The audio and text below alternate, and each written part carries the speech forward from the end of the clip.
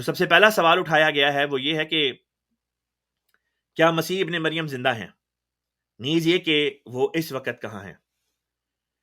جماعت انبیاء کا جو عقیدہ ہے وہ یہ ہے کہ جی قرآن اور حدیث کی روح سے سیدنا عیسیٰ ابن مریم علیہ السلام وفات پا چکے ہیں۔ قرآن پاک کی 30 آیات ہیں جو ثابت کرتی ہیں کہ عیسیٰ علیہ الصلوۃ والسلام وفات پا چکے ہیں۔ اس مضمون کے اوپر سیدنا بانی جماعت احمدیہ حضرت اقدس مرزا غلام احمد صاحب قادیانی علیہ الصلوۃ والسلام کی جو تحقیق ہے وہ ان کی کتاب جو روحانی خزائن کی جلد نمبر 3 میں ہے، اس کا نام ہے ازالہ اوہام۔ اس میں سیدنا مسیح موعود علیہ الصلوۃ والسلام نے 30 آیات کے ذریعے سے 30 آیات کے ذریعے سے اس مضمون کو انہوں نے واضح کر دیا کہ عیسیٰ علیہ الصلوۃ والسلام جو ہے وہ در حقیقت وفات پا چکے ہیں۔ آپ یہ مضمون جو ہے یہ اس کتاب میں پڑھ سکتے ہیں۔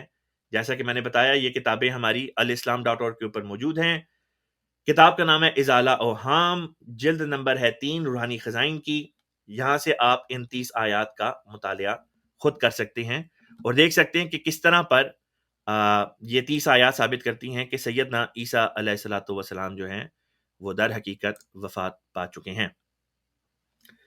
اسی طرح متعدد احادیث مبارکہ بھی ہیں رسول پاک صلی اللہ علیہ وسلم کی، جن میں حضرت عیسیٰ علیہ الصلوۃ والسلام کی وفات کا جو ہے وہ اعلان کیا گیا ہے بزبان رسول اللہ صلی اللہ علیہ وسلم۔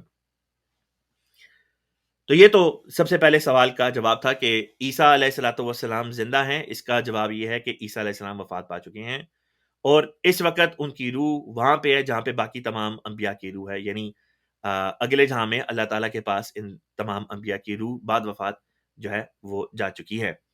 محمد رسول اللہ